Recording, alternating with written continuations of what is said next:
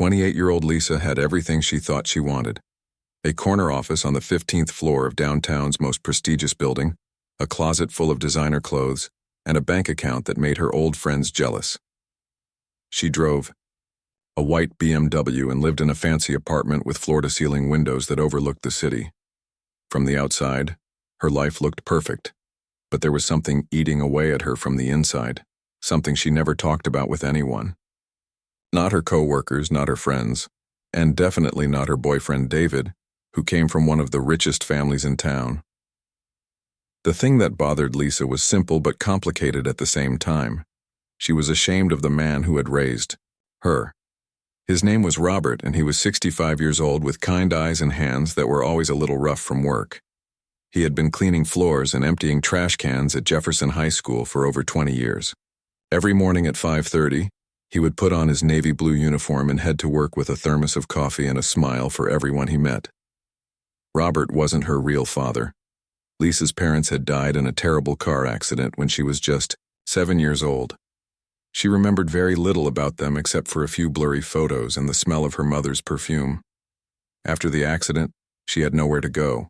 No grandparents, no aunts or uncles who could take her in. She was about to be placed in foster care when Robert stepped forward. Back then, Robert was working as a substitute teacher at her elementary school.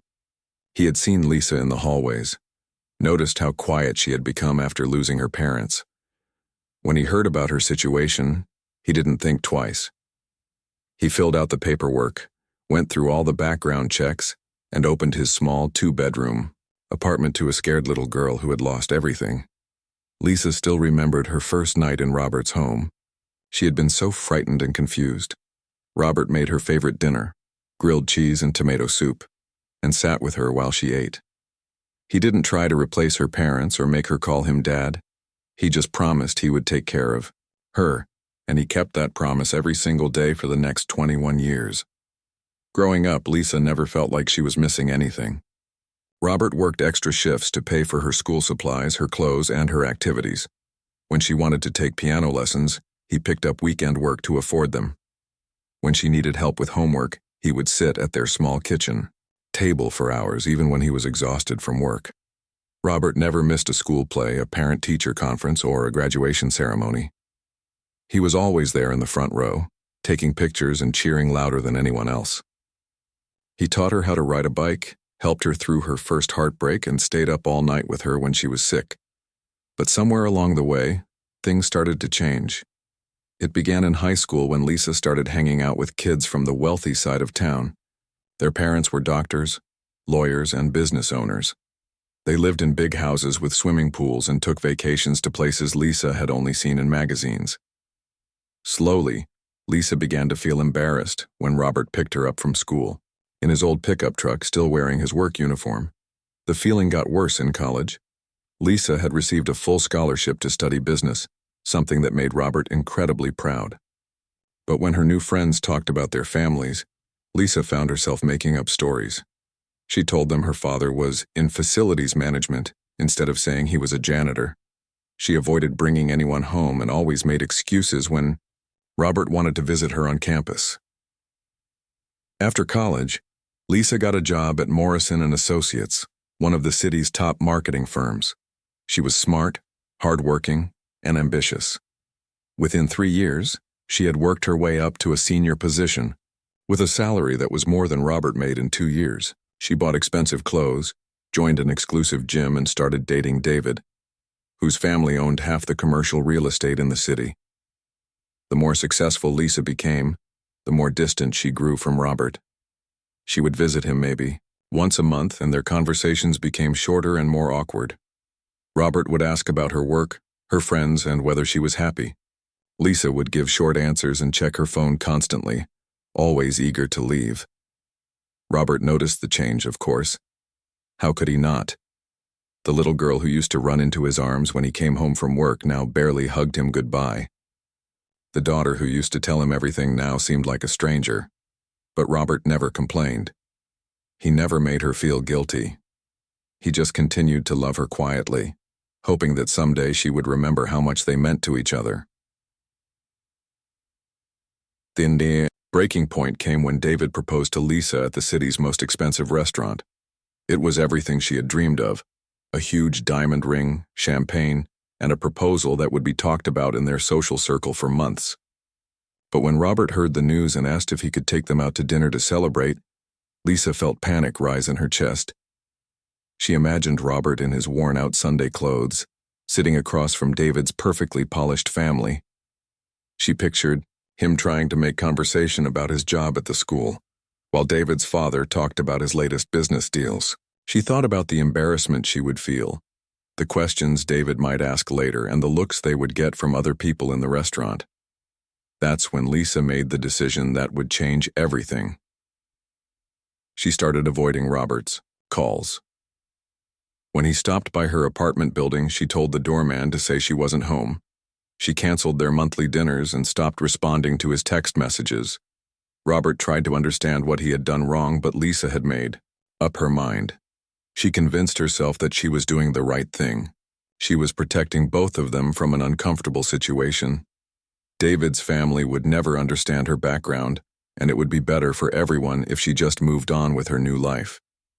She told herself that Robert would be fine without her, that he had his job and his simple life, and that was enough. But late at night, when she was alone in her fancy apartment, Lisa sometimes wondered if she was making a mistake. She would remember Robert teaching her to cook, helping her with school projects, and all the sacrifices he had made for her. Then she would push those thoughts away and focus on her wedding plans instead. What Lisa didn't know was that Robert was heartbroken. He didn't understand why the daughter he loved more than life itself had suddenly disappeared from his world. He kept her picture on his refrigerator and still bought her favorite ice cream every time he went to the grocery store, hoping that maybe she would come by for a visit. He also didn't know that Robert had been keeping a secret from her for years. A secret about their family, about his past, and about the real reason he had been able to give her such a good life. It was a secret that would have changed everything if Lisa had just given him the chance to tell her. But Lisa was too busy planning her perfect new life to listen to the man who had given her everything. The confrontation Lisa had been dreading finally happened on a rainy Tuesday evening in October. She had been avoiding Robert for 3 weeks, but he wasn't giving up. He had called her office, left messages with her doorman, and even tried reaching out through her old college friends. Lisa knew she couldn't keep hiding forever. She was sitting in her apartment going through wedding magazines with David when the doorman called up. "Miss Thompson, there's a Robert Williams here to see you. He says he's your father and that it's important." Lisa's stomach dropped. David looked up from the magazine, confused. "Your father? I thought you said he passed away years ago." Lisa's mouth went dry. She had told David that both her parents had died when she was young, and that she had been raised by distant relatives who had also passed away. It was easier than explaining the truth about Robert and his job at the high school. He's not really my father," Lisa said quickly, her mind racing for an explanation. "He's just an old family friend, someone who knew my parents. He probably just wants to catch up." David nodded and went back to the magazine. But Lisa could see the questions in his eyes. She told the doorman to let Robert come up, knowing she had to deal with this situation once and for all. When Robert knocked on her door 10 minutes later, Lisa opened it just enough to see his face. He looked older than she remembered, more tired. His work clothes were soaked from the rain, and he was holding a small gift bag in his hands. "Hi, sweetheart," he said softly, his voice full of hope and worry. "I've been trying to reach you. Are you okay? Did I do something wrong?" Lisa's heart broke a little at the pain in his voice, but she pushed the feeling away. She couldn't let emotions ruin everything she had worked for. "Robert, this isn't a good time. I have company. I know you're busy with your new life." Robert said, trying to peer past her into the apartment. "I just wanted to congratulate you on your engagement. I brought you something." He held out the gift bag, but Lisa didn't take it. Instead, she stepped into the hallway and closed the door behind her, not wanting David to overhear their conversation. "Robert, we need to talk," she said, crossing her arms. "Things are different now. My life has changed, and I don't think it's appropriate for us to keep in touch anymore." Robert's face fell like he had been slapped. What do you mean? Lisa, I'm your father. I raised you. I love you. You're not my father, Lisa said coldly, the words coming out harsher than she intended. My real parents died when I was 7. You were just someone who took care of me for a while. But I'm an adult now. I don't need that anymore. The gift bag slipped from Robert's hands and fell to the floor. Lisa could see tears forming in his eyes, but she forced herself to keep going. She had to make this clean break no matter how much it hurt. I'm getting married to someone from a very prominent family, she continued. They have certain expectations about the people in their circle. You and I, we come from different worlds now. It would be better for both of us if we just went our separate ways. Robert stood there in silence for a long moment, trying to process what she was saying. When he finally spoke, his voice was barely above a whisper. Lisa, honey, I know you're ashamed of me. I know I'm just a janitor and you're the successful businesswoman now. But I'm still the same person who taught you to ride a bike and helped you with your homework. I'm still the person who loves you more than anything in this world. Lisa felt tears threatening to spill over, but she blinked them back. It's not about shame, Robert. It's about reality. We don't have anything in common anymore. I've moved on, and you should too. But there are things you don't know, Robert said desperately. Things about our family, about me, about why I was able to give you such a good life. Important things that I need to tell you. Lisa shook her head. I don't want to hear it. Whatever it is, it doesn't matter now.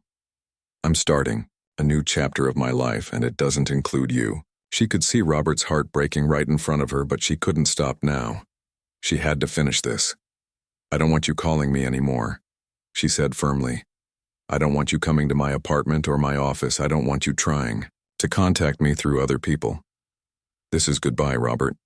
For good. Robert reached out like he wanted to touch her face, the way he used to when she was upset as a child. But Lisa stepped back, and his hand fell to his side. I'll always love you, baby girl, he said quietly, using the nickname he had called her since she was 7 years old. No matter what you think of me, no matter how you feel about me now, I'll always love you. And if you ever need me, ever need anything at all, I'll be there. Lisa turned away, not trusting herself to look at him anymore. Goodbye, Robert. She went back into her apartment and closed the door, leaning against it as she listened to Robert's footsteps getting quieter down the hallway. David looked up from his magazine when she came back into the living room. Everything okay? He asked. You look upset. Everything's fine, Lisa lied, forcing a smile. Just an old friend with some drama. Nothing important. But as the weeks went by, Lisa found it harder and harder to convince herself that what she had done was right. She kept thinking about the look on Robert's face, the way his voice had broken when he said goodbye. She remembered all the times he had been there for her, all the sacrifices he had made. She also couldn't stop thinking about what he had said about having important things to tell her. What could he possibly have meant? What secrets could a high school janitor have that would matter to her now? Meanwhile, Robert went back to his small apartment and sat at his kitchen table, staring at Lisa's picture on the refrigerator. The gift he had brought her was still in the hallway where it had fallen, a small photo album filled with pictures of them together over the years, along with a letter he had written explaining everything he had never told her. Robert had always planned to tell Lisa the truth about his past, about the business he had built and sold, about the investments he had made, and about the real reason he had been able to afford her education and everything else she had needed. He had been waiting for the right time when she was old enough to understand, but now it seemed like that time would never come. Robert picked up his phone several times to call her, but each time he remembered her words and put it back down. She had made it clear that she didn't want him in her life anymore. As much as it hurt, he had to respect her wishes. What Robert didn't know was that Lisa was having the same struggle. She would start to dial his number, then hang up before it rang. She would drive past the high school where he worked, hoping to catch a glimpse of him, but never having the courage to stop. Both of them were stubborn, both of them were hurting, and both of them were too proud to make the first move to fix what had been broken between them.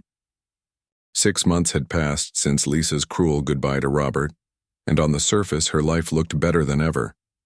She had thrown herself into planning the wedding of her dreams, spending hours choosing flowers, tasting cakes, and trying on designer dresses that cost more than most people made in a month. The engagement party had been a huge success.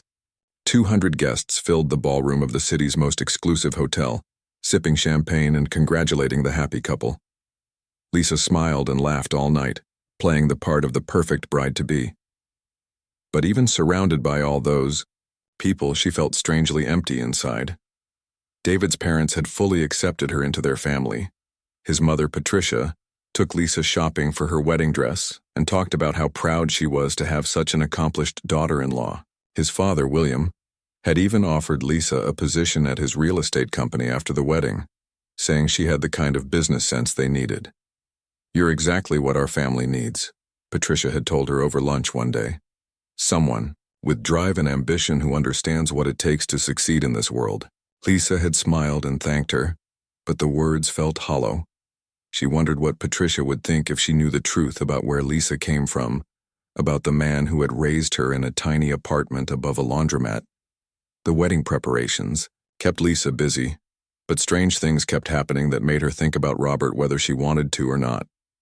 On her birthday, a beautiful bouquet of white roses appeared on her desk at work with no card and no delivery person anyone could remember. White roses had always been her favorite, something only Robert knew because he had given them to her every year since she was 8 years old. When Lisa called the flower shop, they said the order had been paid for in cash by someone who wanted to remain anonymous. The woman on the phone could only remember that it was an older man with a kind voice who had specifically requested white roses and asked them to deliver them exactly at noon. A few weeks later, Lisa discovered that her student loans had been completely paid off. She had been making payments for years, and suddenly the balance was zero. When she called the loan company, they told her an anonymous benefactor had paid the full amount. Lisa spent hours on the phone trying to find out who had done it, but the payment had been made through a lawyer who wouldn't reveal his client's identity. The strangest incident happened on a rainy Thursday when Lisa was leaving work late. As she walked to her car in the parking garage, she noticed a familiar figure standing by the entrance. It was just for a second, and when she looked again, no one was there. But she could have sworn she saw Robert's old pickup truck driving away. Lisa told herself she was imagining things, that her guilt was making her see things that weren't there. But deep down, she knew Robert was still looking out for her, still caring about her even after the terrible things she had said to him. Meanwhile, at Jefferson High School, Robert continued his daily routine, but everyone could see that something had changed. The man who used to whistle while he worked and had a smile for every student now moved through the hallways quietly, his shoulders slightly bent like he was carrying a heavy weight. Mrs. Rodriguez, the math teacher, had known Robert for 15 years. She had watched him raise Lisa from a scared little girl into a confident young woman, and she had seen how proud he was of every one of her accomplishments. "Robert, you haven't been yourself lately," she said one afternoon as they were both leaving the building. "Is everything okay? How's Lisa doing?" Robert's face tightened, and for a moment, Mrs. Rodriguez thought he might cry. "She's doing well," he said simply. "She doesn't need me anymore." Mrs. Rodriguez knew there was more to the story, but she didn't push. Instead, she just patted Robert's shoulder and said, "That girl doesn't know how lucky she was to have you." What neither Lisa nor Mrs. Rodriguez knew was that Robert had been using his resources to help not just Lisa, but dozens of students at the school. Every year, several seniors would mysteriously receive scholarships that covered their entire college tuition. The scholarship fund was managed by a law firm downtown, and no one knew who was behind it. Robert had also been quietly paying for school supplies, lunch money for kids who couldn't afford it, and even rent money for families going through hard times. He did all of this without ever taking credit, working through lawyers and social workers to make sure his help reached the people who needed it most. The principal, Dr. Martinez, had tried for years to figure out who their anonymous benefactor was. The donations always came at exactly the right time, when the music program needed new instruments, when the computer lab needed updates, or when a family was about to lose their home. Whoever this person is, Dr. Martinez had told the staff during a meeting. They're changing lives every single day. I wish I could thank them properly. Robert was sitting in the back of that meeting, quietly mopping the floor, and he smiled for the first time in weeks. But Robert's generosity wasn't limited to the school. He had been supporting the local food bank, the homeless shelter, and the community center for years. He would show up on Saturday mornings to help serve breakfast to families in need, never saying much but always ready to lend a hand. The director of the food bank, Janet, had known Robert for 8 years. She had no idea about his financial situation. To her, he was just a kind man who worked at the high school and volunteered his time to help others. Robert's got the biggest heart of anyone I know, Janet would tell people. He shows up every week without fail, no matter what. Rain or shine, holidays or regular days, he's here helping people. What Janet didn't know was that Robert was also the person who made sure the food bank never ran out of supplies. When their funding was cut by the city, mysterious donations would appear to cover the shortfall. When their delivery truck broke down, a check would arrive to pay for repairs. Robert had learned long ago that the best way to help people was to do it quietly, without expecting recognition or thanks. He had built his business the same way, working hard and treating people fairly without needing to brag about his success. Back in her fancy apartment, Lisa was having trouble sleeping. She would lie awake at night thinking about Robert, wondering what he was doing and whether he was okay. She had driven past his apartment building several times, but she never had the courage to go inside. Sometimes she would start to call him, but then she would remember David's family and the life she was building with them. She would put the phone down and try to focus on her wedding plans instead, but the guilt was eating away at her. Every time she looked at herself in the mirror in her expensive clothes and jewelry, she remembered Robert working extra shifts to buy her school supplies. Every time she ate at a fancy restaurant with David's family, she remembered Robert making her favorite dinner on their tiny kitchen table. Lisa had convinced herself that cutting Robert out of her life was the right thing to do, but she was starting to realize that she had made a terrible mistake. The problem was she didn't know how to fix it. She had been so cruel to him that she wasn't sure he would ever forgive her. What she didn't know was that Robert's love for her hadn't changed at all. Despite everything she had said to him, despite the way she had rejected him, he was still the same man who would do anything to protect her and make sure she was happy. And soon circumstances would force them back together in a way that neither of them could have expected. The phone call came at 7:43 on a Wednesday morning. Lisa was getting ready for work, putting on her makeup and thinking about the client presentation she had later that day.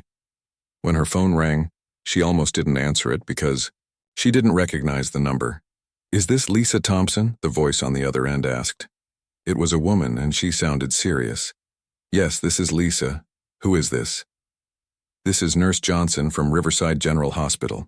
I'm calling about Robert Williams. You're listed as his emergency contact." Lisa's makeup brush froze halfway to her face. "What happened? Is he okay?" "Mr. Williams was brought in about an hour ago. He collapsed at work and suffered a massive heart attack. He's in critical condition right now. Can you come to the hospital?" Lisa's legs felt weak and she had to sit down on her bed. After everything that had happened between them, after the cruel things she had said, Robert still had her listed as his emergency contact. He still considered her his family. "I'll be right there," she whispered into the phone.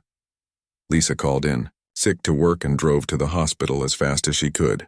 Her hands were shaking as she parked, and she kept thinking about the last time she had seen Robert in her apartment hallway, the way his face had looked when she told him goodbye. When she got to the intensive care unit, she was shocked by what she found. The waiting room was packed with people and more kept arriving. There were teachers from the high school, students, parents, and people Lisa didn't recognize at all. Everyone looked worried and upset. Mrs. Rodriguez, the math teacher Lisa remembered from her school days, rushed over when she saw her. "Lisa, thank goodness you're here. We've all been so worried." "What happened exactly?" Lisa asked, still trying to process the crowd of people. "He was cleaning the gym this morning when he just collapsed," Mrs. Rodriguez explained. "One of the students found him and called for help. The paramedics said if they had found him even 10 minutes later, it might have been too late." Lisa looked around at all the people waiting for news about Robert. There were at least 30 people there, and more kept coming. She had never realized how many lives Robert had touched. A young woman about Lisa's age approached her. "Are you Lisa, Robert's daughter?" Lisa nodded, not trusting her voice to speak. "I'm Jennifer. Robert helped me get through college. I don't know if you know this, but he's been paying for my little brother's medical treatments. Without him, we would have lost our house years ago." Before Lisa could respond, an elderly man came over. "You must be the Lisa he's always talking about," he said with a sad smile. "I'm Frank from the homeless shelter. Robert's been volunteering with us for 8 years. He never misses a Saturday morning, and he's always the first one to help when we need extra supplies." Lisa felt like she was in a dream. She had thought Robert was just a simple janitor with a quiet life, but these people were talking about him like he was some kind of community hero. Dr. Harrison, the head of cardiology, came out to the waiting room around noon. Everyone stood up when they saw her, and she looked surprised by the size of the crowd. "I'm looking for family members of Robert Williams," she said. Lisa stepped forward. "I'm his daughter." Dr. Harrison motioned for her to come aside for a private conversation. "Mr. Williams is stable for now, but it was a very serious heart attack. We're going to need to do surgery, and I have to be honest with you. It's going to be touch and go for the next 24 hours. Lisa felt tears starting to fall. "Can I see him?" "Yes, but only for a few minutes. He's unconscious right now, but you can talk to him. Sometimes patients can hear us even when they can't respond." Lisa followed Dr. Harrison down the hallway to Robert's room. When she saw him lying there with all those machines beeping around him, she broke down completely. He looked so small and fragile, nothing like the strong man who had raised her. She sat down next to his bed and took his hand. His fingers were cold, and she rubbed them gently to warm them up. "Robert, I'm here," she whispered. "I'm so sorry for everything I said. I'm sorry I hurt you. Please don't leave me. I need you." After sitting with Robert for an hour, Lisa went back to the waiting room. She was amazed that most of the people were still there, and even more had arrived. The hospital staff had to bring in extra chairs. That's when she met Mr. Chen, Robert's lawyer. He was a well-dressed man in his 50s who had been looking for Lisa. "Ms. Thompson, I'm Richard Chen. I handle Mr. Williams's legal affairs. Could we speak privately?" Lisa followed him to a quiet corner of the waiting room. "I don't understand. Robert needs a lawyer?" Mr. Chen looked surprised. "You don't know about your father's business activities?" "What business activities?" "He's a janitor at the high school." Mr. Chen stared at her for a long moment. "Ms. Thompson, your father is one of the most successful businessmen in this city. He owns several commercial buildings downtown, has investments worth millions of dollars, and has been one of our community's biggest anonymous donors for years." Lisa felt like the ground was moving under her feet. "That's impossible. Robert works at the high school. He lives in a tiny apartment. He drives an old pickup truck." "Yes, he does all of those things by choice," Mr. Chen explained. "Your father built a very successful cleaning business when he was younger. He sold it 15 years ago for several $1,000,000 and has been investing the money ever since. He lives simply because he prefers it that way. But he's been using his wealth to help people throughout the community." Lisa's mind was racing. The scholarship fund at the school? That's him. The donations to the food bank, the homeless shelter, the community center, all of that comes from your father. He's also been the one paying for your apartment, your car payments, and your student loans. Lisa felt sick. "My apartment?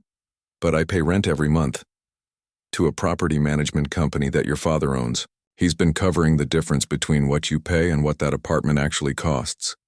He wanted you to feel independent while making sure you were safe and comfortable." Everything started to make sense. The mysterious flowers, the paid-off loans, the feeling that someone was watching out for her. It had all been Robert taking care of her even after she had pushed him away. "There's more," Mr. Chen continued. "Your father has a will that leaves everything to you. We're talking about over $5 million in assets. But there's a condition. He wants you to personally oversee the distribution of $3 million to the various charities and organizations he's been supporting. Lisa couldn't speak. She thought about all the times she had been embarrassed by Robert's job, ashamed of his old clothes and his simple life.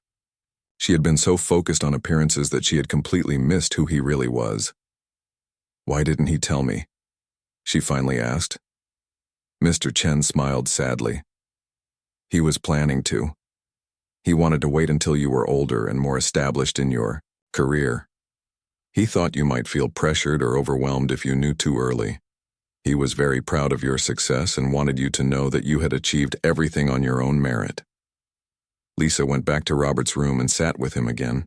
This time she really looked at his face, the lines around his eyes from years of smiling, the hands that had worked so hard to provide for her and help others.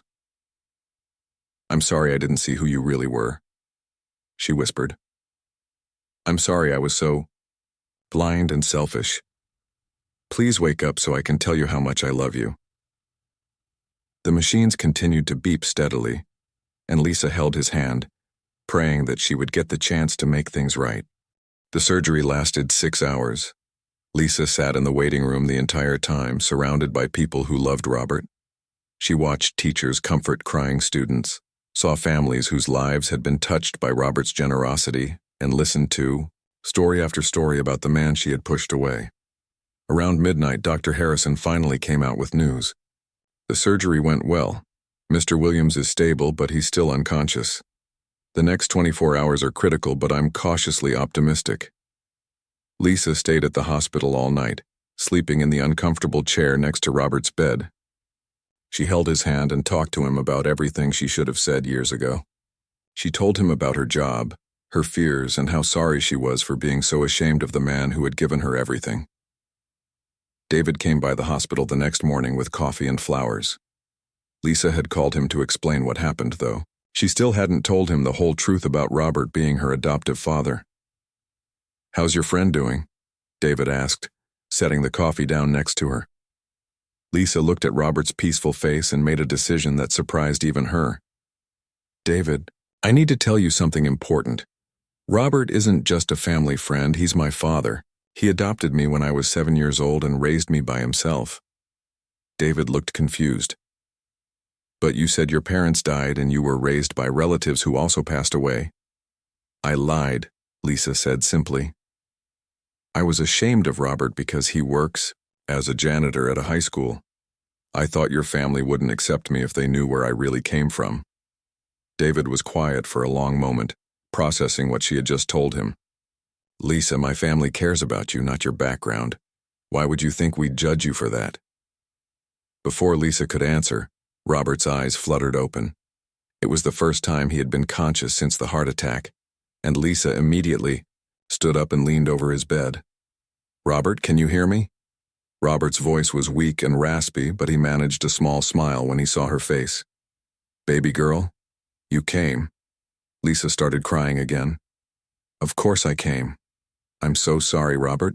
I'm sorry for everything I said. I know about the money, about everything you've been doing for me and for everyone else. I know who you really are." Robert squeezed her hand weakly. "I wanted to tell you for so long, I was just waiting for the right time." Over the next few days, as Robert slowly recovered, Lisa learned more about the man who had raised her. Mr. Chen brought boxes of documents showing Robert's business history, his investments, and the detailed records he kept of every person he had helped. Robert had started his cleaning business when he was 25, working 18-hour days to build it from nothing. He had 3 employees at first, then 10, then 50. By the time he sold the business, he had over 200 employees and contracts with half the office buildings in the city. "Why did you sell it?" Lisa asked him when he was feeling stronger. Robert smiled. "Because a 7-year-old girl needed a father who would be home for dinner every night. The business was taking up all my time, and you were more important than any amount of money." Lisa realized that Robert had given up a multi-million-dollar empire to be present for her childhood. While other business owners were expanding and making more money, Robert had chosen to step back and focus on being the best father he could be. The revelation about Robert's wealth created problems in other areas of Lisa's life. When she told David's parents the truth about her background and Robert's situation, their reaction was not what she expected. "So you're saying this janitor is actually worth millions?" David's father, William, asked with obvious interest. "And he's leaving it all to you?" Lisa felt sick at the way he said it, like Robert was just a pile of money instead of a human being. "He's not just a janitor, Mr. Thornton. He's a businessman who chose to live simply and help others." Patricia, David's mother, seemed equally focused on the financial aspect. "Well, this certainly changes things. You'll be quite wealthy once you inherit. We'll need to discuss how to properly manage that kind of money." Lisa looked at David, hoping he would say something to defend Robert or at least show some understanding of what she was going through. But David just nodded along with his parents, and Lisa realized that they saw her inheritance as their gain. That night, Lisa sat in Robert's hospital room and told him about the conversation. "I think I've been living the wrong life," she said quietly. "I thought I wanted to be part of their world, but now I see what really matters to them." Robert listened without judgment, the way he always had. "What do you want to do, sweetheart?" Lisa thought about it for a long time. She thought about the teachers and students who had spent days at the hospital worried about Robert. She thought about the families he had helped, the scholarships he had funded, and the quiet way he had made the world better without ever asking for recognition. "I want to be like you," she said finally. "I want to help people the way you've been helping people. I don't want to waste my life chasing after things that don't matter." The next week, Lisa made several life-changing decisions. First, she broke up with David. When he protested and said they could work things out, she realized he was more upset about losing access to her inheritance than losing her. "You never really loved me," she told him. "You loved the idea of me, the successful woman, who looked good at your family's parties. But you never cared about where I came from or what made me who I am." Second, Lisa quit her job at the marketing firm. She had saved enough money to live comfortably for a while, and she wanted to focus on learning about Robert's charitable work. Most importantly, she started spending every day with Robert, learning about each organization he supported and why they mattered to him. There was the scholarship fund that had sent dozens of kids to college, the food bank that fed families in need, and the medical fund that helped people pay for treatments they couldn't afford. "Each person has a story," Robert explained as they went through his files together. "This scholarship recipient became a nurse and now works at a free clinic. This family that we helped with rent money has a daughter who just graduated from medical school. When you help someone, the good spreads out like ripples in a pond." Lisa began visiting the organizations personally, meeting the people Robert had helped and learning about their needs. She discovered that she loved this work more than anything she had ever done in her corporate job. 3 months after Robert's heart attack, Lisa moved out of her expensive apartment and into a modest place closer to Robert's neighborhood. She sold her BMW and bought a reliable used car. She donated most of her designer clothes and started dressing simply. "You don't have to change your whole life," Robert told her, though she could see he was proud of her choices. "I'm not changing my life," Lisa replied. "I'm finally living it the right way." When Robert was fully recovered, he and Lisa started working together on their charitable activities. They visited schools, met with families in need, and planned ways to help their community. Lisa learned that true wealth wasn't about having money. It was about using whatever resources you had to make other people's lives better. A year later, Lisa stood at the podium of the community center that Robert had helped fund, speaking to a room full of scholarship recipients and their families. Robert sat in the front row, beaming with pride. "My father taught me that the best way to live is to help others live better," she said. "He showed me that success isn't measured by what you accumulate, but by what you give away and how many lives you touch." After the ceremony, Robert hugged his daughter tightly. "I'm proud of the woman you've become, baby girl." Lisa hugged him back, finally understanding that she had always been rich. She just hadn't realized it until she almost lost the most valuable thing in her life.